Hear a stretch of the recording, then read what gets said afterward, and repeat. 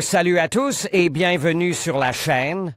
Je m'appelle Émile Garnier et ici, on parle de voitures sous tous les angles, entretien, astuces pratiques, fonctionnement des moteurs et bien plus encore.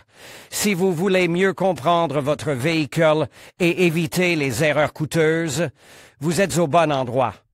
Pensez à mettre un j'aime, à vous abonner à la chaîne et à regarder la vidéo jusqu'à la fin. Vous y trouverez des infos vraiment utiles. L'histoire de la technologie, la première est la même. La dernière génération d'Opel Calibra est apparue en 1989 en réponse aux Japonais, qui, à l'époque, creusaient la terre avec leurs sabots pour tenter de remplir le monde entier de véhicules à 2 étages bon marche et presque sportifs. Bien sûr, les Européens se sont aussi crispes, ils ne voulaient pas abandonner leur marche sans se battre, et Opel a sorti son chef d'œuvre sous la forme de la Calibra Coupe, construit sur la base de l'Opel Vectra de 1988. Bien entendu, il s'agit de voitures très proches techniquement, même s'il existe des différences fondamentales entre elles. Par exemple, si la Vectra utilisait une poutre semi-dépendante dans la suspension arrière, la Calibra avait une suspension à levier multiple. Avant la Calibra, Opel avait un coupe 2 portes dans sa gamme, l'Opel Manta. La Manta B a été remplacée par la nouvelle Calibra, et il s'agissait de 2 voitures complètement différentes. Le moteur a été tourne de 90 degrés, sur la Calibra, il est transversal, sur la Manta, il est longitudinal, la transmission est devenue frontale, ou, dans certaines versions, intégrale, et l'ensemble du design a acquis des contours plus sportifs. Et, il faut le dire, l'extérieur particulier de la Calibra n'a pas seulement suscité l'amour de certains fans, mais aussi un coefficient de traînée aérodynamique record pour l'époque 0,26. Au début de la production, la Calibra a été équipée de 2 moteurs, tous 2 issus de la Vectra, un C20 de 2 litres à 8 soupapes d'une puissance de 115 chevaux et un C20 XE16 soupapes, 150 chevaux, de la même cylindrée. Le premier moteur pouvait être associé à une boîte automatique à 4 rapports ou à une boîte manuelle à 5 rapports, tandis que le second moteur ne pouvait être associé qu'à une boîte mécanique. En 1992, la Calibra 16V Turbo 4x4 est apparue, équipée d'un moteur suralimente de 2 litres à 16 soupapes, le C20 LET, d'une puissance de 204 chevaux. Ces voitures n'avaient que 4 roues motrices et la seule boîte de vitesse était une Getrag à 6 rapports. La transmission intégrale avec embrayage visqueux était empruntée à la Vectra. Qu'est-ce qu'une voiture de sport sans V6? Aucune. On s'en souvient seulement en 1993, lorsque la Calibra a été équipée d'un V6 2,5 litres C25X d'une puissance de 170 chevaux. Les versions à transmission intégrale de la Calibra V6 n'ont jamais vu le jour, mais il était possible d'acheter une telle voiture avec une transmission automatique. Opel Calibra 2.5 V6 1993 à 94. Tout au long de sa vie, la Calibra a subi un léger lifting en 1994 et, un an plus tôt, en raison de l'évolution des exigences environnementales, elle a été remplacée par la C20XE avec le moteur Ecotec X20XV qui lui est apparente. Plus tard, en 1994, le C25XE a cédé la place au moteur X25X qui lui est étroitement lié. En fonction de l'année de production, certains systèmes de sécurité ont été modifiés, le tableau de bord a été légèrement modifié. Et quelques details ont été apportés au design, mais la voiture n'a jamais subi de changement majeur. Sa production s'est achevée en 1997, et les voitures les plus jeunes ont aujourd'hui 26 ans. Une vieille Opel, et presque sportive. Miam, miam.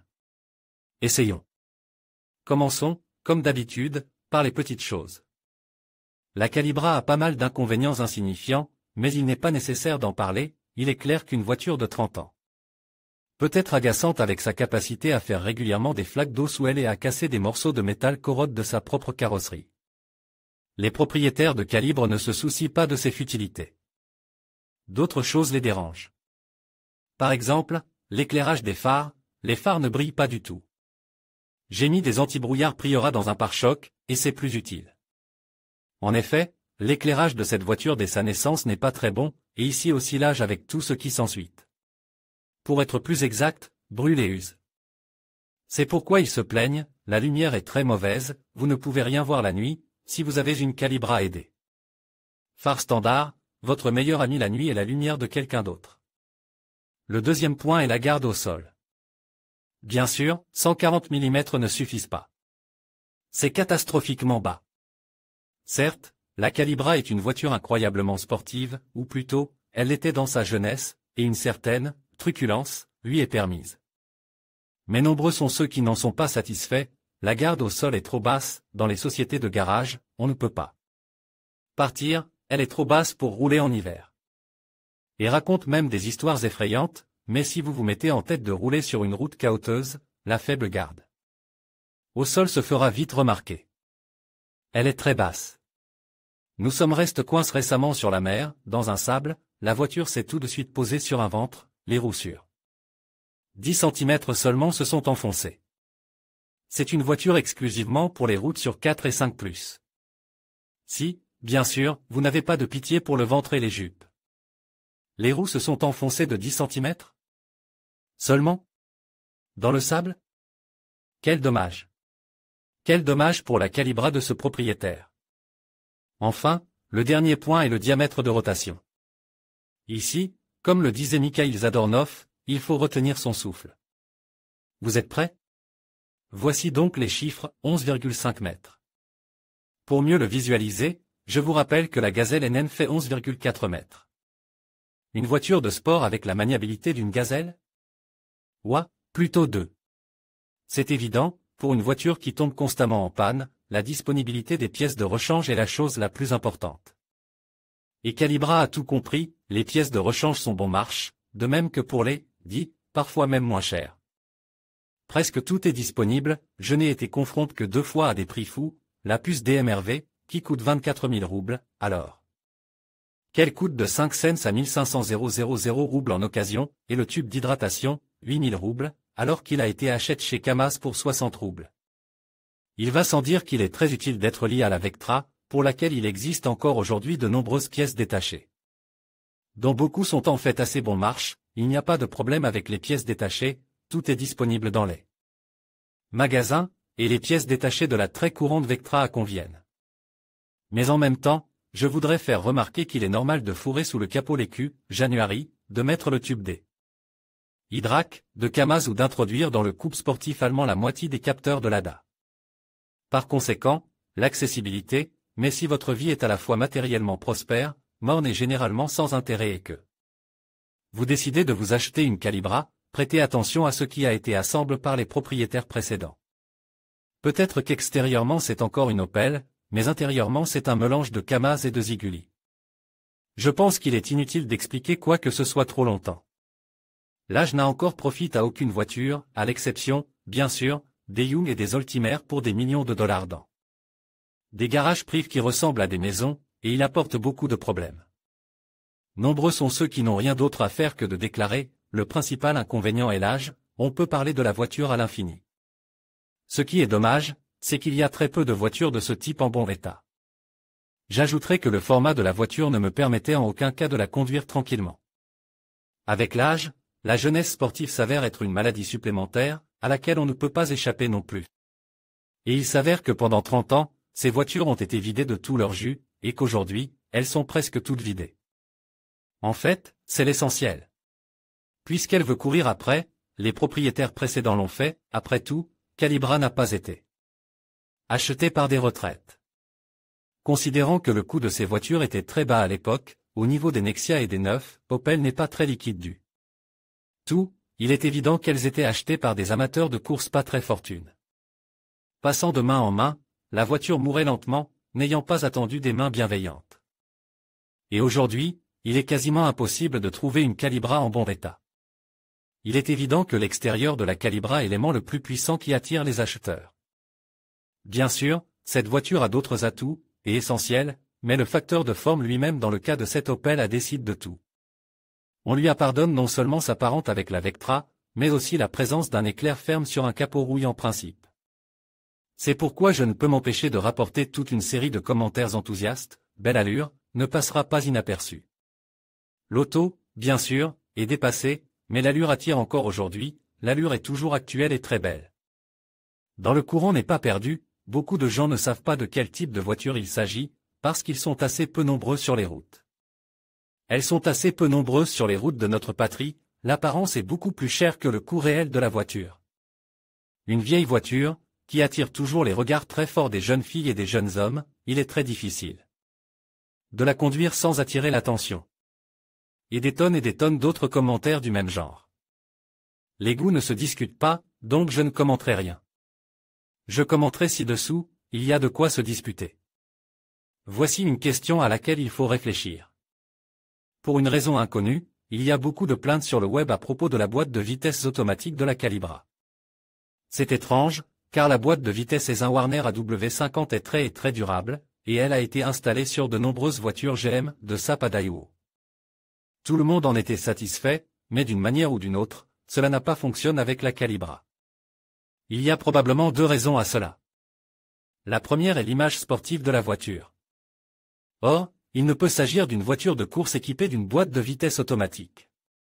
Elle ne devrait avoir qu'un stick, surtout en paire avec un moteur de 115 chevaux, avec lui et la boîte automatique, il vaut mieux. Oubliez les courses, la voiture était sur boîte automatique. Et c'est là son plus grand inconvénient. La boîte à 4 vitesses, dans laquelle, à l'aube de la jeunesse, il n'y avait même pas de blocage, et toute la vie l'électronique. Normal, n'est pas à la hauteur des automatiques modernes à grande vitesse, et, bien sûr, elle a enlevé une partie de la dynamique. Le deuxième point est l'âge des voitures et, aussi étrange que cela puisse paraître, leur coût. Imaginez-vous, vous achetez une voiture de course pour 150 000 roubles, avec un kilométrage de 300 000, et soudain la voiture tombe en panne. Sa réparation coûte 50 000 roubles, aujourd'hui, bien sûr, tout cela coûte plus cher. Quelle mauvaise boîte! Ajoutons ici que les propriétaires de Calibre à ce kilométrage étaient plus que les maris de Lyudmila Gurchenko, et qui y laisse. Quoi après lui, la grande question. Par conséquent, il y a beaucoup d'histoires sur les défaillances de la transmission automatique. Je n'en citerai que deux, et vous tenterez de leur trouver un point commun.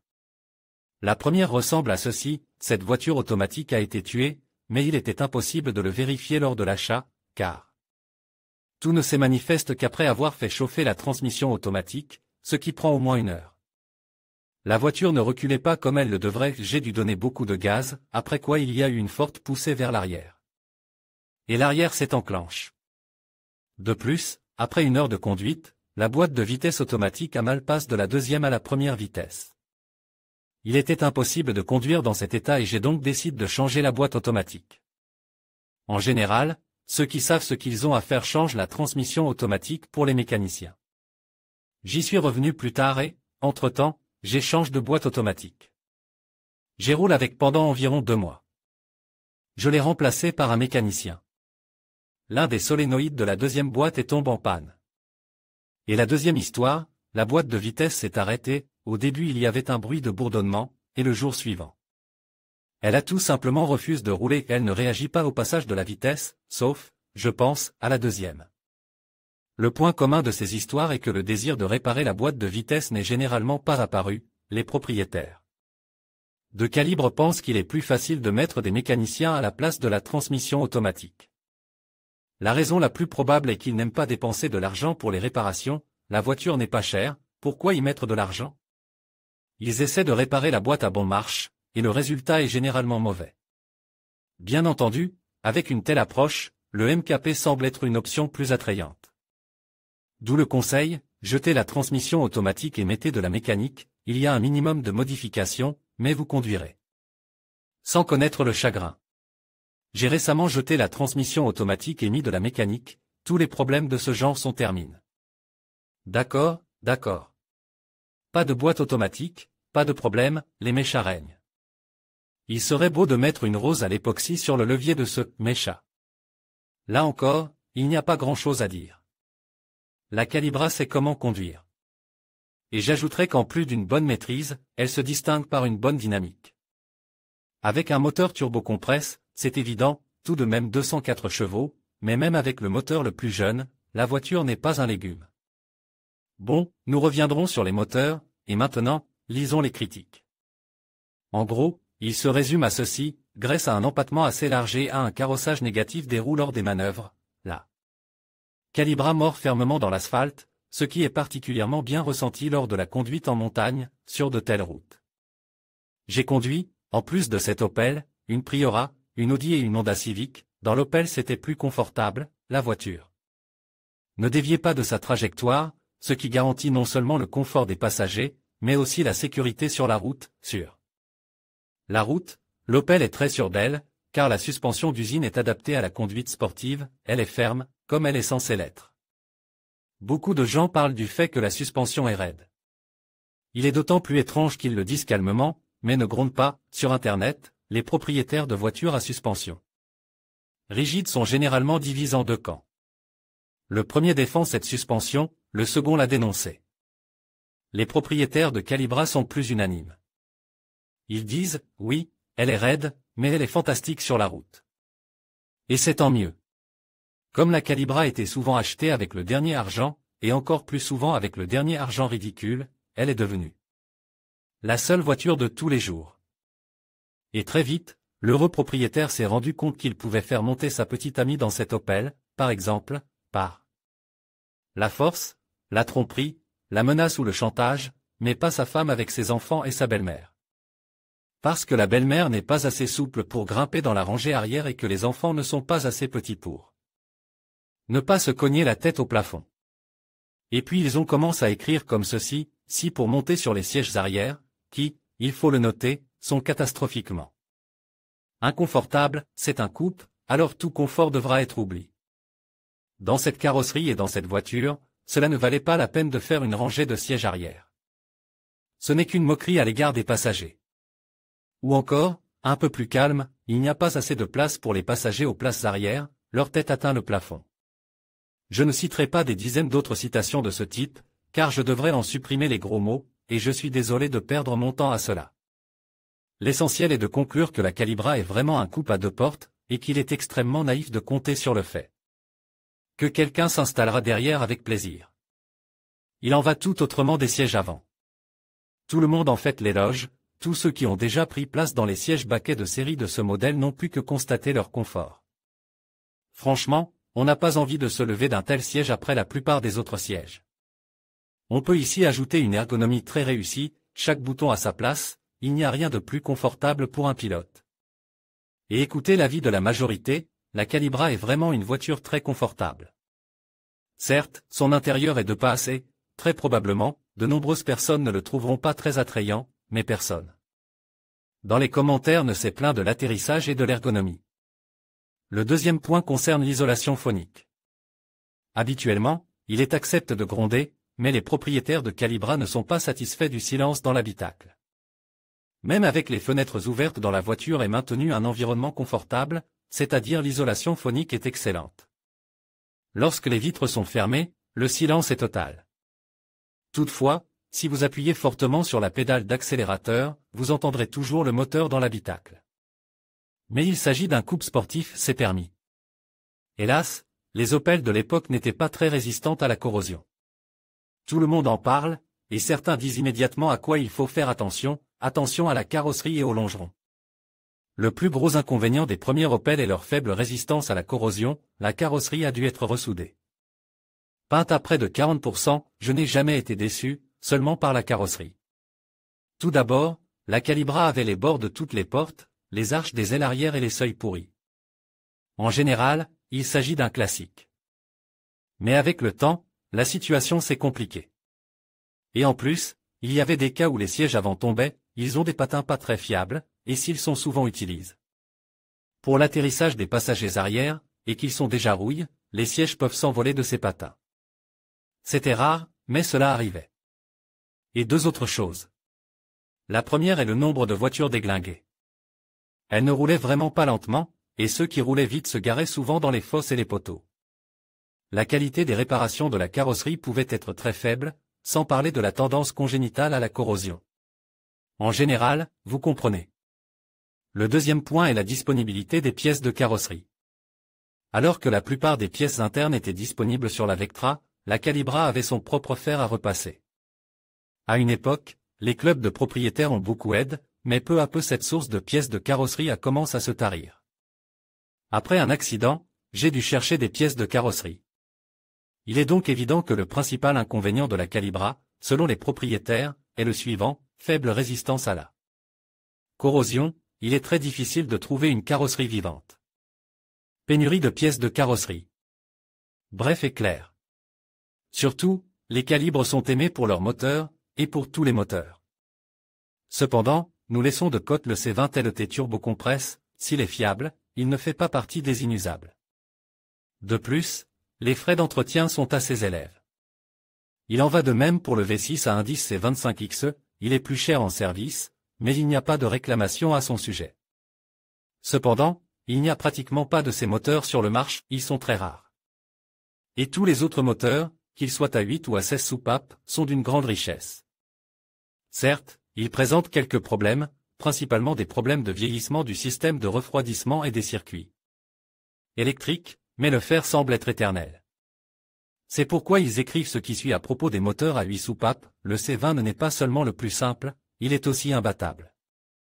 Et 3,000 € pour lui, c'est comme une naissance, le moteur est pratiquement indestructible, je ne serais pas surpris qu'il fonctionne à la paraffine. Le seul inconvénient de ce moteur est sa puissance de 115 chevaux. J'en voudrais bien sur plus, et puis on se souvient des moteurs à 16 soupapes de 150 chevaux. On s'en souvient aussi avec des mots gentils, le kilométrage est largement supérieur à 500 000, à l'exception du joint de culasse. Rien n'a été changé, et à l'exception de l'huile, des filtres, des bougies. Et pourtant, je ne vais pas me priver du plaisir de frotter une fois de plus avec amour la joue de l'un des propriétaires de Calibra, qui a sa propre conception de imbattabilité. Le moteur est imbattable, une rupture de la courroie de distribution est absolument indolore pour les soupapes. Vous voyez, n'est-ce pas? Il est difficile de tuer ce moteur, même volontairement, mais je voulais le faire.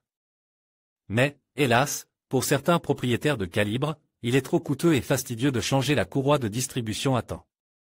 Le moteur est indestructible, et il durera. Ne l'oubliez pas non plus si vous décidez soudainement de vous souvenir de votre jeunesse ou de faire du sport pour peu d'argent. En conclusion, l'Opel Calibra présente des atouts indéniables, tels que son design élégant et ses performances intéressantes. Cependant, il est essentiel de peser ses avantages contre les inconvénients, comme la disponibilité des pièces et l'entretien. Que vous soyez un passionné de voitures anciennes ou simplement à la recherche d'un véhicule fiable, il est crucial de bien évaluer vos besoins avant de prendre une décision. En fin de compte, l'achat de l'Opel Calibra peut être une expérience enrichissante, à condition de faire un choix éclairé.